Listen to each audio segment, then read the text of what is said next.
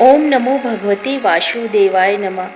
श्री हरि की कृपा आप सभी भक्तगणों पे श्रद्धा बनी रहे। आज की इस वीडियो में हम सुनाने जा रहे हैं बृहस्पतिवार व्रत कथा, पूजा विधि एवं आरती। वीडियो पसंद आए तो प्लीज लाइक करें, शेयर करें एंड चैनल पे नए हैं तो सब्सक्राइब करें।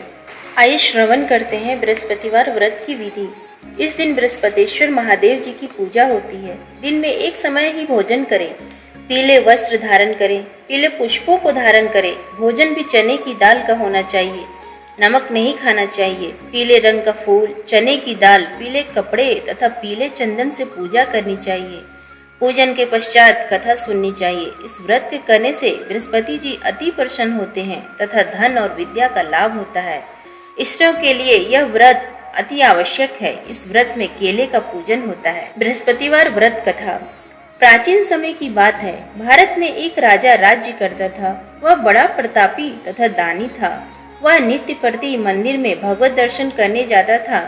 वह ब्राह्मण और गुरु की सेवा किया करता था। उसके द्वार से कोई भी याचक निराश होकर नहीं लौटता था। वह प्रत्येक गुरुवार को व्रत रखता एवं पूजन करता था। हर दिन गरीबों की सहायता करता था। परंतु यह सब बातें उसकी रानी को अच्छी नहीं लगती थी। वह न व्रत करती और न किसी को एक भी पैसा दान में देती थी। वह राजा से भी ऐसा करने को मना किया करती थी। एक समय की बात है कि राजा शिकार खेलने वन को चले गए। घर पर रानी और दासी थी। उस समय गुरु बृहस्पति साधु का रूप धारण कर राजा के दरवाजे पर भिक्षा मांगने आए। साधु ने रानी से भिक्षा मांगी तो वह कहने लगी, हे साधु महाराज, मैं इस दान और पुण्य से तंग आ गई हूँ। इस कार्य के लिए तो मेरे पतिदेव ही बहुत हैं। अब आप ऐसी कृपा करें कि सारा धन नष्ट हो जाए तथा मैं आराम से रह सकूं। साधु रूपी बृहस्पति देव ने कहा, हे देवी, तुम बड़ी विचित्र हो। संतान और धन से कोई दुखी नहीं होता है, इसको सभी चाहते हैं। पापी भी पुत्र और धन की इच्छा करता है। अगर तुम्हारे पास धन अधिक है तो भूखे मनुष्यों को भोजन कराओ, प्याऊ लगवाओ, ब्राह्मणों को दान दो, धर्मशालाएं बनवाओ, कुआं, तालाब, बावड़ी, बाग, बगीचे आदि का निर्माण कराओ तथा निर्धनों की कुंवारी कन्याओं का विवाह कराओ। साथ ही यज्ञादि करो। इस प्रकार के कर्मों से आपके कुल का और आपका नाम परलोक में भी सार्थक होगा एवं तुम्हें भी स्वर्ग की प्राप्ति होगी। परंतु रानी साधु की इन बातों से खुश नहीं हुई। उसने कहा, हे साधु महाराज, मुझे ऐसे धन की आवश्यकता नहीं जिसको मैं अन्य लोगों को दान देती फिरूं तथा जिसको रखने और संभालने में ही मेरा सारा समय नष्ट हो जाए। साधु ने कहा, हे देवी, यदि तुम्हारी ऐसी ही इच्छा है तो जैसा मैं तुम्हें बताता हूँ तुम वैसा ही करना। बृहस्पतिवार के दिन घर आंगन को गोबर से लीपना, अपने केसों को पीली मिट्टी से धोना, केसों को धोते समय स्नान करना, राजा से कहना वह हजामत करवाए, भोजन में मांस मदिरा खाना, कपड़े धोबी के यहाँ धुलने देना। इस प्रकार 7 बृहस्पतिवार करने से तुम्हारा सारा धन नष्ट हो जाएगा। यह कहकर साधु महाराज रूपी बृहस्पति देव अंतर ध्यान हो गए। रानी ने साधु के कहने के अनुसार 7 बृहस्पतिवार तक वैसा ही करने का विचार किया। साधु के बताए अनुसार कार्य करते हुए केवल 3 बृहस्पतिवार ही बीते थे कि उसकी समस्त धन संपत्ति नष्ट हो गई। भोजन के लिए दोनों समय परिवार तरसने लगा तथा सांसारिक भोगों से दुखी रहने लगा। तब राजा रानी से कहने लगा कि हे रानी, तुम यहाँ पर रहो, मैं दूसरे देश को जाता हूँ, क्योंकि यहाँ पर मुझे सभी मनुष्य जानते हैं, इसलिए मैं यहाँ पर कोई काम नहीं कर सकता। मैं अब परदेश जा रहा हूँ, वहाँ कोई काम धंधा करूँगा, शायद हमारे भाग्य बदल जाए। ऐसा कहकर राजा परदेश चला गया। वह वहाँ जंगल से लकड़ी काट कर लाता और शहर में बेचता। इस तरह जीवन व्यतीत करने लगा। इधर राजा के बिना रानी और दासियां दुखी रहने लगी। किसी दिन भोजन मिलता और किसी दिन जल पीकर ही रह जाती। एक समय रानी और दासियों को 7 दिन बिना भोजन के व्यतीत करने पड़े तो रानी ने अपनी दासी से कहा, हे दासी, यहाँ पास में ही नगर में मेरी बहन रहती है, वह बड़ी धनवान है, तो उसके पास जा और वहाँ से 5 सेर बेझर मांग कर ले आ, जिससे कुछ समय के लिए गुजारा हो जाएगा। दासी रानी की बहन के पास गई। रानी की बहन उस समय पूजा कर रही थी। बृहस्पतिवार का दिन था। दासी ने रानी की बहन से कहा, हे रानी, मुझे आपकी बहन ने भेजा है, मुझे 5 सेर बेझर दे दो। दासी ने यह बात अनेक बार कही, परंतु रानी की बहन ने कोई उत्तर नहीं दिया, क्योंकि वह उस समय बृहस्पतिवार की कथा सुन रही थी। जब दासी को रानी की बहन ने कोई उत्तर नहीं मिला तो वह बहुत दुखी हुई। उसे क्रोध भी आया। वह लौटकर रानी से बोली, हे रानी, आपकी बहन बहुत ही घमंडी है, वह छोटे लोगों से बात भी नहीं करती। मैंने उससे कहा तो उसने कोई उत्तर नहीं दिया। मैं वापस चली आई। रानी बोली, हे दासी, इसमें उसका कोई दोष नहीं है। जब बुरे दिन आते हैं तब कोई सहारा नहीं देता। अच्छे बुरे का पता विपत्ति में ही लगता है। जो ईश्वर की इच्छा होगी वही होगा।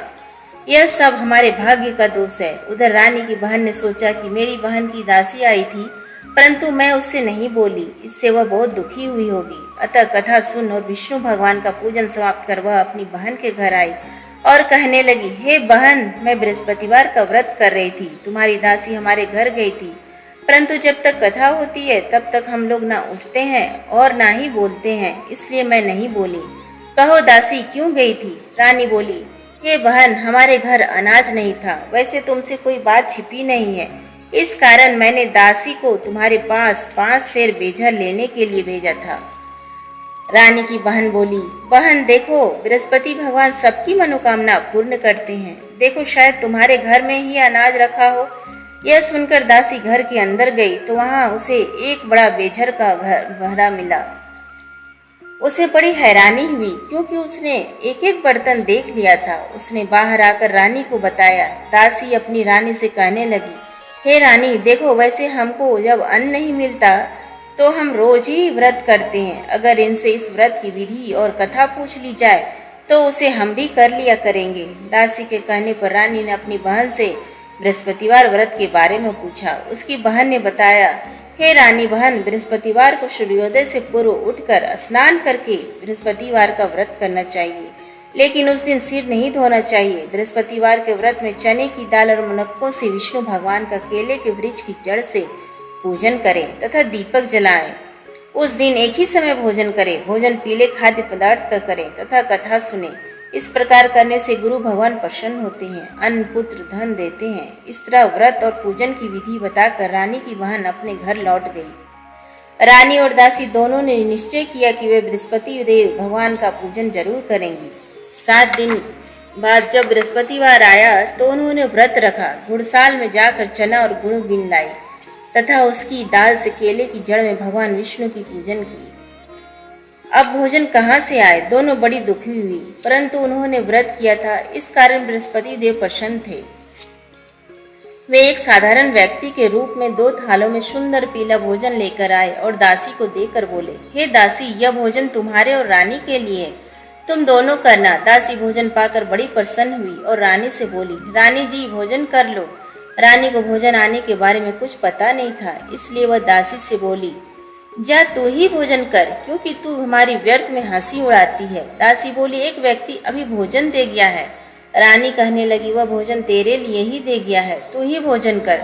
दासी ने कहा, वह व्यक्ति हम दोनों के लिए 2 थालों में भोजन दे गया है, इसलिए मैं और आप दोनों ही साथ साथ भोजन करेंगे। फिर दोनों ने गुरु भगवान को नमस्कार कर भोजन प्रारंभ किया। उसके बाद से वे प्रत्येक बृहस्पतिवार को गुरु भगवान का व्रत और पूजन करने लगी। बृहस्पति भगवान की कृपा से उनके पास धन हो गया, परंतु रानी फिर पहले की तरह से आलस्य करने लगी। तब दासी बोली, देखो रानी, तुम पहले भी इस प्रकार आलस्य करती थी, तुम्हें धन के रखने में कष्ट होता था, इस कारण सभी धन नष्ट हो गया। अब गुरु भगवान की कृपा से धन मिला है तो फिर तुम्हें आलस्य होता है। बड़ी मुसीबतों के बाद हमने यह धन पाया है, इसलिए हमें दान पुण्य करना चाहिए। तुम भूखे मनुष्यों को भोजन कराओ, प्याऊ लगवाओ, ब्राह्मणों को दान दो, कुआं, तालाब, बावड़ी आदि का निर्माण करवाओ, मंदिर पाठशाला बनवाकर दान दो, कुंवारी कन्याओं का विवाह करवाओ, धन को शुभ कार्यों में खर्च करो, जिससे तुम्हारे कुल का यश बढ़े तथा स्वर्ग प्राप्त हो और पितृ प्रसन्न हो। दासी की बात मानकर रानी ने इसी प्रकार के कर्म प्रारंभ किए, जिससे उनका यश काफी फैलने लगा। एक दिन रानी और दासी आपस में विचार करने लगी कि न जाने राजा किस दशा में होंगे, उनकी कोई खोज खबर नहीं है। गुरु भगवान से उन्होंने प्रार्थना की और भगवान ने रात्रि में राजा को स्वप्न में कहा, हे राजा, उठ, तेरी रानी तुझको याद करती है, अब अपने देश को लौट जा। राजा प्रातः काल उठकर जंगल से लकड़ियां काटकर लाने के लिए जंगल की ओर चल पड़ा। जंगल से गुजरते हुए वह सोचने लगा, रानी की गलती से कितने दुख भोगने पड़े। राजपाट छोड़कर उसे जंगल में आकर रहना पड़ा। जंगल से लकड़ियां काटकर उन्हें बेचकर गुजारा करना पड़ा। उसी समय उस जंगल में बृहस्पति देव एक साधु का रूप धारण कर आए और राजा के पास आकर बोले, हे लकड़हारे, तुम इस सुनसान जंगल में किस चिंता में बैठे हो, मुझे बतलाओ। यह सुन राजा के नेत्र में जल भर आया और साधु की वंदना कर बोला, हे प्रभु, आप सब कुछ जानने वाले हैं। इतना कहकर राजा ने साधु को अपनी संपूर्ण कहानी सुना दी। महात्मा तो स्वभाव से ही दयालु होते हैं। वे राजा से बोले, हे राजा, तुम्हारी पत्नी ने बृहस्पति देव के प्रति अपराध किया था, जिसके कारण तुम्हारी यह दशा हुई। अब तुम किसी प्रकार की चिंता मत करो, भगवान तुम्हें पहले से अधिक धन देंगे। देखो, तुम्हारी पत्नी ने बृहस्पतिवार व्रत का प्रारंभ कर दिया है। अब तुम भी बृहस्पतिवार का व्रत करके चने की दाल व गुड़ और जल को लोटे में डालकर केले के पत्ते से भगवान विष्णु का पूजन करो। फिर कथा कहो या सुनो, भगवान तुम्हारी सब मनोकामनाओं को पूर्ण करेंगे। साधु को प्रसन्न देखकर राजा बोला, हे प्रभु, मुझे लकड़ी बेचकर इतना पैसा भी नहीं बचता जिससे भोजन करने के उपरांत कुछ बचा सकूं। मैंने रात्रि में अपनी रानी को व्याकुल देखा है। मेरे पास कोई साधन नहीं जिससे समाचार जान सकूं। फिर मैं बृहस्पतिवार की कौन सी कहानी कहूँ या सुनूं, मुझको तो कुछ भी मालूम नहीं है। साधु ने कहा, हे राजा, तुम किसी बात की चिंता मत करो। बृहस्पतिवार के दिन तुम रोजाना की तरह लकड़ियाँ लेकर शहर में जाओ। तुम्हें रोज से 2 गुना धन प्राप्त होगा, जिससे तुम भली भांति भोजन कर लोगे तथा बृहस्पति देव की पूजा का सामान भी आ जाएगा। बृहस्पति देव की कथा इस प्रकार है। प्राचीन काल में एक बहुत ही निर्धन ब्राह्मण था। उसके कोई संतान नहीं थी। वह नित्य पूजा पाठ करता, परंतु उसकी स्त्री बहुत मालिनता के साथ रहती थी। वह न स्नान करती, न किसी देवता का पूजन करती। प्रातः काल उठते ही सर्वप्रथम भोजन करती, बाद में कोई अन्य कार्य करती। ब्राह्मण देवता बहुत दुखी रहते थे। पत्नी को बहुत समझाते, किंतु उसका कोई परिणाम न निकलता। भगवान की अनुकंपा से एक समय उस ब्राह्मण की पत्नी गर्भवती हुई और 10वें महीने एक सुंदर कन्या को जन्म दिया। निर्धन ब्राह्मण कन्या के जन्म से बहुत दुखी हुआ। धीरे धीरे ब्राह्मण की कन्या बड़ी होने लगी। बचपन से उस कन्या की रुचि भगवान विष्णु की पूजा में थी। वह प्रातः उठते ही स्नान आदि करके भगवान विष्णु की पूजा करने मंदिर में जाती थी। बृहस्पतिवार को व्रत करके विधिवत पूजा पाठ करती थी। पूजा पाठ के बाद वह पढ़ने के लिए पाठशाला में जाती थी। घर से चलते हुए वह मुट्ठी भर जौ साथ लेकर जाती और पाठशाला के रास्ते में थोड़े थोड़े जौ गिराती जाती थी। जब वह पाठशाला से घर लौटती तो जौ के वह दाने सोने में बदले हुए मिलते थे। लड़की सभी सोने के दाने बिन लाती थी। एक दिन जब वह सोने के दानों को साफ कर रही थी तो उसकी माँ ने कहा, बेटी, सोने के दाने साफ करने के लिए सोने का सूप भी होना चाहिए। अगले दिन बृहस्पतिवार था। उसने भगवान बृहस्पति देव की पूजा करते हुए प्रार्थना की, हे भगवान, यदि मैंने आपका व्रत विधिवत किया हो तो मुझे सोने का सूप दे दो। भगवान बृहस्पति देव ने उसकी मनोकामना पूरी करने का वचन दिया। पाठशाला से लौटते समय उसे रास्ते में सोने का सूप पड़ा हुआ मिला। घर लौटकर सोने का सूप अपनी माँ को दिखाकर वह सोने के दाने साफ करने लगी। उसी समय नगर का राजकुमार उसके घर के पास से गुजरा। उस सुंदर लड़की को सोने के सूप में जौ साफ करते देख राजकुमार उस पर मोहित हो गया। महल में लौटकर राजकुमार ने राजा से उस लड़की से विवाह करने की इच्छा प्रकट की तो राजा ने ब्राह्मण को महल में बुलाकर राजकुमार से उसकी लड़की के विवाह की बात कही। ब्राह्मण तैयार हो गया। धूमधाम से उस लड़की का विवाह राजकुमार से हो गया। दुल्हन बनकर ब्राह्मण की लड़की महल में चली गई। लड़की के चले जाने से ब्राह्मण फिर निर्धन हो गया। उसे कई कई दिन भोजन भी नहीं मिलता था। बहुत दुखी होकर ब्राह्मण एक दिन अपनी लड़की के पास गया। अपने पिता से निर्धनता का समाचार सुनकर उसे बहुत सा धन देकर पिता को विदा किया। उस धन से ब्राह्मण के कुछ दिन तो आराम से गुजर गए, लेकिन जल्दी ही फिर भूखों मरने की हालत हो गई। ब्राह्मण अपनी लड़की से धन लेने के लिए फिर महल में पहुंचा। लड़की ने पिता की बुरी हालत देखकर कहा, हे पिताजी, आखिर आप कब तक मुझसे धन लेकर जीवन यापन करेंगे? आप कोई ऐसा उपाय क्यों नहीं करते जिससे आपका घर धन संपत्ति से भर जाए? ब्राह्मण ने कहा, मैंने तेरी माँ को बहुत समझा लिया, पर उसकी समझ में कुछ नहीं आता। उसका फूहड़पन नष्ट हो तो घर की निर्धनता भी दूर हो जाए। तब कुछ सोचकर लड़की ने पिता से कहा, पिताजी, आप कुछ दिनों के लिए माँ को मेरे पास छोड़ जाओ। जब तक कुछ सोचकर ब्राह्मण पत्नी को लड़की के पास महल में छोड़ आया। लड़की ने अपनी माँ से कहा, माँ, तुम कल प्रातः काल उठकर स्नान आदि करके भगवान बृहस्पति देव विष्णु जी की पूजा अवश्य करना। पूजा करने से तुम्हारी निर्धनता अवश्य दूर हो जाएगी। लेकिन उसकी माँ ने उसकी कोई बात नहीं मानी। तब क्रोधित होकर लड़की ने अपनी माँ को एक कक्ष में बंद कर दिया।